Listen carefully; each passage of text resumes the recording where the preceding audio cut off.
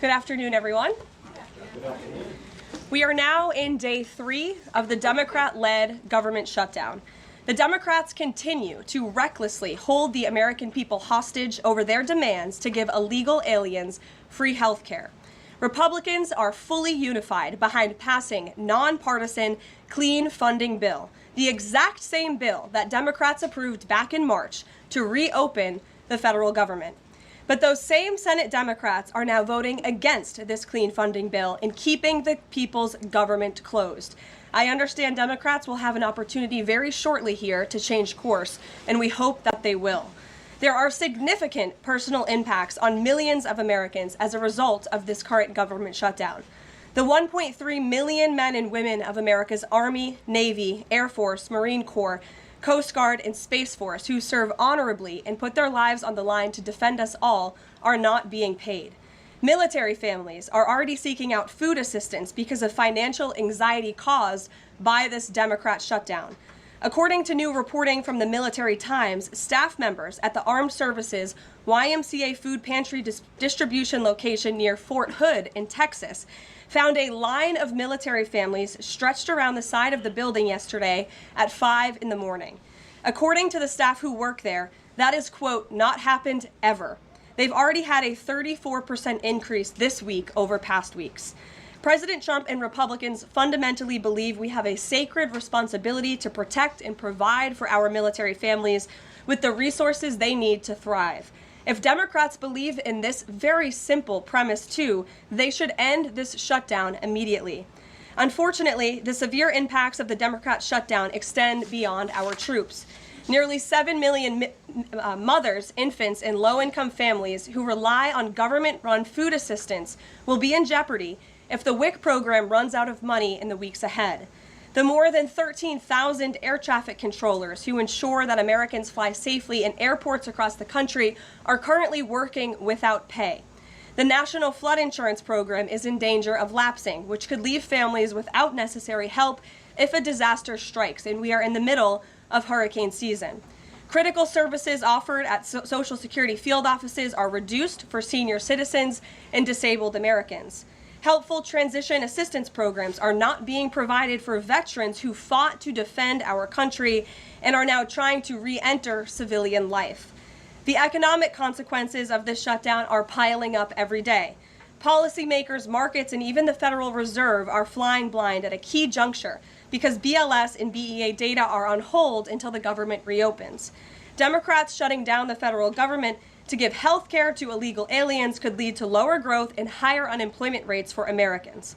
According to a new memo from the Council of Economic Advisors, the U.S. economy could lose $15 billion of growth domestic product each week. Every single week, the Democrat shutdown extends, with a month-long shutdown leading to an additional 43,000 unemployed people. Small businesses are likely to encounter delays in receiving federal loans. Mortgage applications will likely shrink. And just this morning, Business Roundtable, an association of more than 200 CEOs of Americans' leading companies representing every sector of the U.S. economy, put out a statement urging Congress to pass the clean CR that will once again come before them in the Senate floor in just a few moments. Quote, a fully functioning government is essential for American businesses, workers, and consumers, while policymakers continue working on a full-year funding package and other pressing issues. Again, that is a quote from the Business Roundtable. What's clear is that the Democrats' actions account to an intentional sabotage of our country and our people by shutting down our government. This madness must end. President Trump and Republicans are calling on Democrats to reopen the government immediately on behalf of the American public. All we need are 5 Democrat senators to do the right thing and to stop this shutdown. Call your Democrat senator and tell them to vote yes to reopen the government. On another matter, despite the Democrat shutdown, President Trump's efforts to make America safe again continue. President Trump believes that American cities should be the safest places on earth, and he is committed to making this a reality. We've already seen that President Trump successfully made D.C. safe again in only a few weeks. That same crime crackdown will continue to happen in cities across the country and is happening in Portland, Oregon. President Trump will end the radical left's reign of terror in Portland once and for all. The president has directed Secretary Hegseth to provide all necessary troops to protect war-ravaged Portland and any ICE facilities under siege from attack by Antifa and other left-wing domestic terrorists. What's been allowed to happen in Portland, and we saw disturbing video footage of this last night, this is not peaceful protesting, this is left-wing anarchy that has been destroying this great American city for years, leaving police officers battered, citizens terrorized, and business properties damaged. Since early June alone, Antifa terrorists have laid siege to the ICE field office in South Portland. These radical left-wing lunatics have violently breached the ICE facility by using a stop sign as a battering ram, hurled explosives and other projectiles at law enforcement, repeatedly assault and dox officers, berate their law-abiding neighbors, and have even rolled out a guillotine in front of the ICE facility. And more people should be reporting on that. President Trump has sent federal law enforcement to protect federal assets and arrest those fueling this violence. Just last night, we saw an extremely troubling incident where conservative journalist Nick Sorter was captured on video being taken into custody by the Portland police after he was ambushed by Antifa and was defending himself from these assaults. But instead of arresting these violent mob members night after night after night who are ravaging this community, the police arrested a journalist who was there trying to document the chaos, and everyone in this room should be extremely concerned about that. The Department of Justice spoke with that journalist this morning, and they will be launching a full investigation into his arrest. This incident is part of a troubling trend in Portland where left-wing mobs believe they get to decide who can visit and live in their city. It is not their city. It is the American people's city, and President Trump is going to restore that. I just spoke with the president about this, and he has directed his team here at the White House to begin reviewing aid that can potentially be cut in Portland. We will not fund states that allow anarchy. There will also be an additional surge of federal resources to Portland immediately, including enhanced CBP and ICE resources. Law and order will prevail, and President Trump will make sure of it. With that, I'll take your questions, and we will begin today's briefing with our new media seat, Amanda Head from Just the News. Amanda, thank you for being here. Thank you, Caroline. On that most recent topic that you mentioned, reportedly Portland police have not been able to engage protesters to the degree that they normally would. Does the president plan on handling this from that angle as well with city leaders? Yes. From our understanding in the law enforcement that we have here in the Homeland Security Task Force, I spoke with them this morning, and what they're seeing is that unfortunately, local police has been restricted from responding or cooperating at all with federal authorities, which is completely absurd. We have surged federal law enforcement personnel to this city to restore law and order and to work alongside local law enforcement. And we've seen the benefits of this in Washington, D.C. And all of you live here, so you can agree Washington, D.C. is and feels much safer because of the cooperation between federal and local law enforcement. They can and must be working together, and we think it's despicable that these local elected officials who swear an oath to protect their people are preventing law enforcement from doing their jobs on the ground. So that's why the president has directed his team here at the White House, and they are already on it to look into how we can cut funds. And the president wants to work with anyone. If the mayor of Portland were to call him right now and say, "Mr. President, please help us," I am sure the president would be willing to do that. He is genuinely serious about wanting to restore order in America's cities. But it's become apparent that the local and elected officials in Oregon do not feel the same. And that's very unfortunate for the people who live there. And then one more question on the government shutdown. Should there be some type of scheduled layoffs to maybe entice Democrats to come to the table, like every hour another agency, another 100 pink slips? I'm sure Russ Vought has a list of folks ready to go. Well, look, the Office of Management and Budget, as we've said repeatedly, is working with the agencies and our cabinet secretaries to identify where cuts unfortunately can and have to be made. And again, we understand there's another vote happening on the Senate floor in an hour. Maybe if Democrats do the right thing, this government shutdown can be over. Our troops can get paid again. We can go back to doing the business of the American people. But if this shutdown continues, as we've said, layoffs are an unfortunate consequence of that. And Russ Vought has been in contact with our cabinet secretaries at their respective agencies to discuss that. Thank you, Amanda. Kelly. How would this administration define what makes a Democrat agency, which agencies, and what constitutes being a Democrat agency? I think this administration has been very clear, Kelly, that we're not going to tolerate waste, fraud, and abuse in our government. And we've also been very clear to point out when agencies or when programs do not align with this administration's values of putting our country first. You've seen that with USAID and in various other cases where there's been cuts made or funding has been slashed. And so, again, unfortunately, we're having to do a massive review of the bureaucracy to be good stewards of the American taxpayer dollar. And it's the Democrats who have forced the White House and the president into this position by voting to shut the government down. You've talked about thousands likely layoffs coming. Do you have an update on the timeline for that? How quickly, and if the government is restored to funding and back in operation, will that list of potential layoffs still be on the table? Look, as I just stated, the Office of Management and Budget is in constant communication and contact right now with our cabinet secretaries and agencies across the board to identify, unfortunately, where layoffs have to be made and where cuts have to happen. But again, the Democrats have an opportunity to prevent this if they vote to reopen the government. That is all this administration and the president is asking for. Vote for a clean, continuing resolution to keep the government open. Peter. Thank you, Karoline. During the campaign, Thank you, Peter. I was raised to say thank you in the White House briefing room. During the campaign, President Trump said that he did not know anything about Project 2025. Now he knows about it. Is that the blueprint for shrinking the government? Look, the blueprint is what the president and his team and his cabinet secretaries ultimately decide.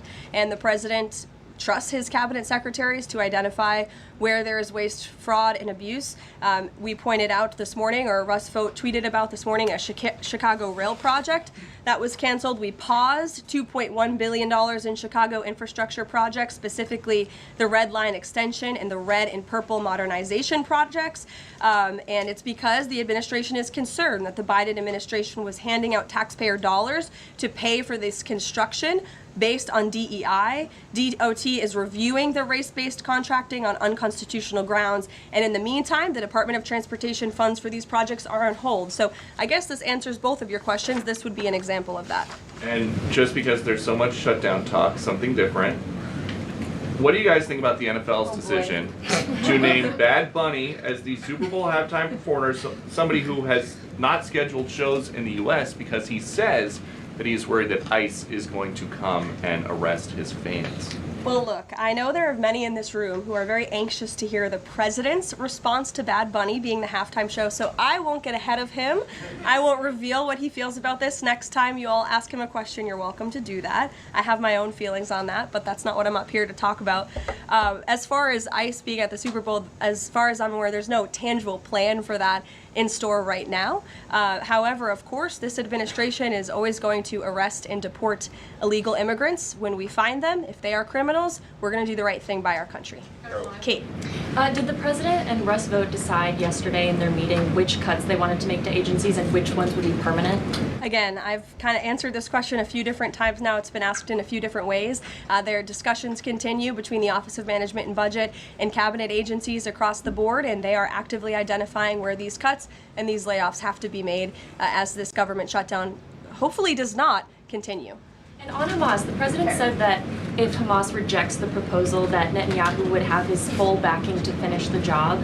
A UN report found that Israel was committing genocide in Gaza. Does the president have concerns about the civilians being killed, the worsening humanitarian crisis, and are there limits to what the White House would support when it comes to Israel's actions in Gaza?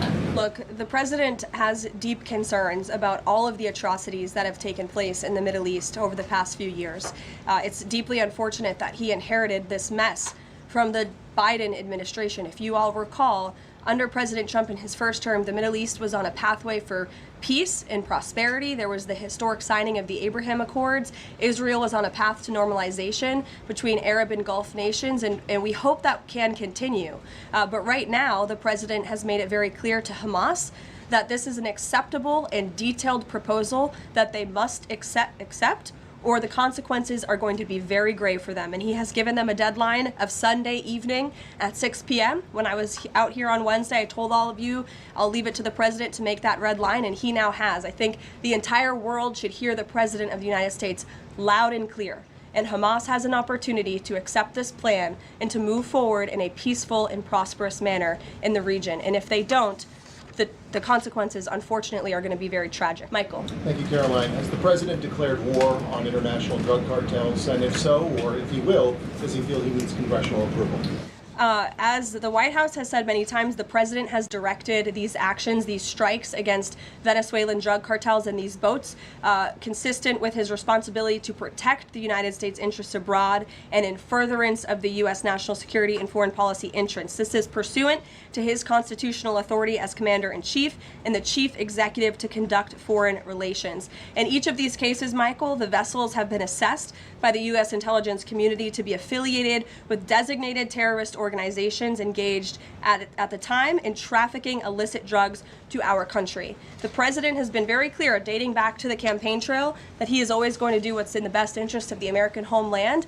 And he also promised the American people he was going to end the drug epidemic that has taken far too many American lives. And you're seeing those actions play out almost every single day here. One last question on the shutdown, Caroline. Hakeem Jeffries has said that President Trump is in the Presidential Witness Protection Program since the shutdown has begun. What's the White House's reaction to that? That's just more ridiculous fodder from Hakeem Jeffries. As you all know, because you're here every day, the president is literally working around the clock right now. I think he has a swearing-in ceremony, or he already did. He has several meetings on the books today. He literally works 24/7. Anyone who works in this place or covers this place, as you all do, knows that to be true. And Hakeem Jeffries and the Senate Democrats should get back to work in a few minutes and vote to reopen the government. Emily. Thank you, Caroline. You spoke earlier about the energy and infrastructure projects that Director Vogt paused. Will the White House agree to restore that funding as part of a deal to end the shutdown? Well, I won't make any agreements here. Senate Republicans are talking with their colleagues on the Democrat side, but right now, Russ Vought is doing what he's been tasked to do in the midst of this government shutdown, which is to look at funds that need to be temporarily halted or need to be canceled. And Chicago is just another example of that. Caroline? Go to Libby in the back. Thank you, Caroline. I have two questions for you. One on the FDA, but first on the shutdown. Sure. Will the administration, if this government shutdown ends, still move forward with firing thousands of federal workers? Look, as I've said repeatedly, Libby, right now we want the government to be open. Layoffs are an unfortunate consequence of a government shutdown, and it's something the administration is examining. If the government is reopened, we're going to get back to doing what we were doing last week and the week before, working on the issues that the American people care about. And then on the FDA, they just approved that new abortion pill, and it's causing a lot of uproar among Republicans. What is the president's response to that, and does the administration plan to have that hold that FDA approval? Well, the Secretary of Health and Human Services, Bobby Kennedy, has put out several statements on this. The HHS's decision, it's not an endorsement of this drug by any means. They are just simply following the law. And as they put out in their statement, by law, the Secretary of Health and Human Services must approve a generic drug application if the application demonstrates the generic drug is the, quote, same as the brand name drug. Generic applicants are not required to submit independent evidence proving safety and effectiveness. As such, FDA's decision to approve a second generic version does not address the merits of the current safety program. HHS is reviewing adverse effects to ensure the FDA's required safety program for the drug is sufficient to protect women. This safety review equally applies to generic versions of this drug. So FDA and HHS are following the law. It's, again, not an endorsement of the drug itself. Mary. Thanks, Caroline. Two questions on the shutdown. You've argued that these impending layoffs are necessary to keep essential services up and running, but that has never been the case in any previous shutdown. Even when the government was shut down for 35 days in Trump's first term, you've never had to lay off thousands of workers to keep essential services up and running. So why are layoffs now necessary in this shutdown? Because we have an administration and we have a president who are wholeheartedly focused on restoring fiscal sanity to our government and doing the right thing by the American taxpayer. We are $37 trillion in debt, and the federal government is currently shut down. There is no more money coming into the federal government's coffers. And as you've also seen since the beginning, in January, this administration is focusing on waste, fraud, and abuse. And so Democrats have given this administration an unenviable choice to have to take a look at the balance sheet and identify where these cuts and layoffs can be made. And you just said this is an unenviable choice, that this is an unfortunate consequence, but the president has described this as an unprecedented opportunity. to lay off additional workers. He's posted a video likening Russ Vogt to the Grim Reaper. So which is this? Is this an opportunity to fire more workers or an unfortunate consequence? Look, the president likes to have a little fun every now and then, and I think both things can be true at the same time. The Democrats have given the administration this opportunity, and we don't like laying people off. Nobody takes joy in that around here, and if you think that, then I think that's very sad. You view the White House and our staff as wanting to put people out of work. Nobody wants to do that, but sometimes in government you have to make tough decisions. Carrie. Going back to Portland, as far as the city council there is concerned, they appear to be very sympathetic towards the protesters over at the ICE facility. Is the White House considering invoking the Insurrection Act over in Portland? Is that something they are considering also? As far as the Portland City Council is concerned, are they looking at the members there who are appear to be helping out the protesters as far as suggesting to get burner phones, et cetera, et cetera? That's not something I've heard that's under consideration or discussion at this time. Caroline. Caroline. Who's ever yelling in the back? Go ahead. Me. Sure. Thank you. Bianca Gracia here, and I have a question.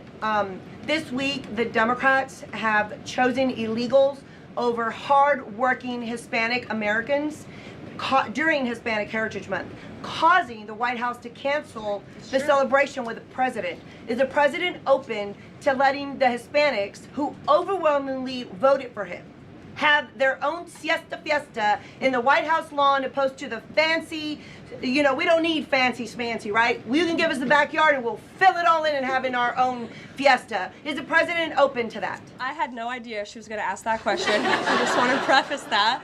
I've never met you. I just want to say that, but welcome to the briefing room. I love your energy. I can't personally unilaterally promise the South Lawn grounds. We have some construction going on out there, but I know that everyone here views it as very unfortunate we had to cancel or hopefully just reschedule the Hispanic American Heritage Month event, and it's because we are working around the clock during this government shutdown. When the Democrats vote to reopen the government, that event will be back in the planning stages. Thank you. You're welcome. Brian, go ahead. Very much. Welcome to the briefing room, by the way. I was with the Secretary of War and the Attorney General in Memphis just the other day as we were going to a command center, and I noticed a billboard along the highway that said, "Memphis welcomes the National Guard." Now, what is your message today to Democrat mayors watching us right now that suffer from TDS and they cannot get Trump out of the way to saving their city, Portland being one of them? They should do the right thing by their citizens, Brian. They should call the president, they should call the White House and say, we want to work with you. And in Memphis, we are seeing some cooperation. As you saw from that billboard, the people of Memphis are loving this, and they are very grateful for the federal government's efforts. And federal law enforcement is there. We're working alongside local law enforcement. We'd like to see it ramped up a little bit because we want to make progress, and we want to arrest as many bad criminals as we can. Since Monday, I do have some updated statistics from the Homeland Security Council this morning. Since Monday, 153 arrests have been made in Memphis, including 5 gang members. 48 illegal guns have been seized, and 5 missing children have already been recovered. Last night, 60 arrests were made and 21 illegal firearms were seized. Arrests from last night include a suspect wanted for rape of a child under 13, first-degree murder, breaking and entering, aggravated assault, illegal drug possession, and many more. So we continue to see good results coming in through Memphis, and the president is very excited about making Memphis safe again. In the blue. Thank you. At the top of the briefing, you made a statement about that the Democrats are interested in giving health care to illegal immigrants. Yes, they are. U.S. law already prohibits that. It's a 1996 law saying that they cannot give unauthorized immigrants any federally subsidized health care coverage through Medicaid, the Affordable Care Act, or the Children's Health Insurance Program. There seems to be a disconnect in the messaging. Are you denying that Medicaid money has never gone to illegal aliens in the United States of America? I'm not denying anything. I'm asking you if you can explain the disconnect in the messaging. I most certainly can. The Democrats' proposal, their continuing resolution, let me just reiterate, the Republicans' continuing resolution was a clean continuing resolution. There was no partisan politics injected into it. There were no conservative wish lists injected to it. What the Republicans want, and still want to this very second, is a clean continuing resolution to fund the United States government. What did the Democrats want in their continuing resolution? They inserted a provision to undo a provision in the Working Families Tax Cut, the One Big Beautiful Bill, that ended taxpayer-funded health care illegal benefits for illegal aliens. Democrats' proposal would require Medicaid to pay more for emergency care provided to illegal aliens than Medicaid does for American patients who are disabled, elderly, or children. And this bill would have also allowed California to continue a gimmick that funds its Medicaid for illegals program. Those are things that we ended, the Trump administration ended, with the passage and the signage of the One Big Beautiful Bill. And it is an undisputed fact, a fact that under the Biden administration, illegal aliens were absolutely receiving taxpayer-funded health care benefits. In fact, in fiscal year 2024, Medicaid costs for emergency services for illegal immigrants skyrocketed by 142% from the previous year to $9.1 billion. That's $9.1 billion taxpayer dollars that were going to emergency services for illegals. Between President Trump's last full fiscal year under his first administration and Joe Biden's last full fiscal year, Medicaid spending on emergency services for illegal immigrants nearly tripled. There was an increase of 196% between 2020 and 2024. And I have a chart here for you, and I'm more than happy to email it to you. I'd also like to add, because some were asking dishonest questions yesterday about emergency rooms. In Southern California, according to healthcare professionals in 2023, under the Biden administration, Southern California's, quote, entire healthcare system was being bombarded with illegal immigrants and forcing American patients to endure longer wait times. In Denver, Colorado, the CEO of Denver Health stated that 8,000 illegal immigrants made 20,000 visits to the city's health system in 2023. Leaving an uncompensated bill totaling over $10 million. So when an illegal alien goes to the emergency room, who's paying for it? The American taxpayer. The Maine Safety Net Hospital in Denver had to turn away patients due to the massive influx of illegal immigrants into the community, and UC Health Hospitals in 2024 reported their system was under stress from an increasing number of migrants. As a result, according to the head of emergency departments and urgent cares across the hospital system, quote, access is impeded for everyone. These are healthcare professionals who dealt with this directly, and there's a lot more where that came from. It is an undisputed fact that Democrats want to give taxpayer-funded healthcare benefits to illegal immigrants, period. Ed. Yeah, thank you, Karoline. Is the president talking directly to Democratic senators to try and get their vote for a clean CR? The Senate Republicans are speaking directly with moderate Democrats. I understand those conversations have become very serious, and we hope positive in the right direction so that Democrats will do the right thing. I don't know if you saw overnight a refinery in California went up in flames. Is the president going to help the governor should gas prices spike, or could he help the governor? Look, I know the administration and the White House are aware of that situation that took place. I don't have any announcements for you, Ed, on that. Has the president seen the first draft of the commemorative coin that the Treasury is doing for the 250th anniversary? It has his face on it. Oh, I'm not sure if he's seen it, but I'm sure he'll love it. Kara. Thank you, Caroline. It's now being reported that former President Biden's DHS and TSA placed peaceful January 6 protesters and even Americans who refused to wear masks during COVID onto watch lists usually reserved for terrorists. Most of these people were not charged with crimes. Does the White House have a comment on the prior administration violating the free speech and due process of these Americans? And where is the outrage from the left that claims to stand for due process and free speech? And after that, I have another question about protecting journalists from Antifa. Sure. Well, Kara, to your first point, please send me that report. That's certainly very concerning. I haven't seen it myself, but if indeed that was happening, it's something I'm sure the Department of Justice and the FBI would deem worthy of looking into. I will. And journalists, as you mentioned earlier, are being increasingly attacked by leftist protesters.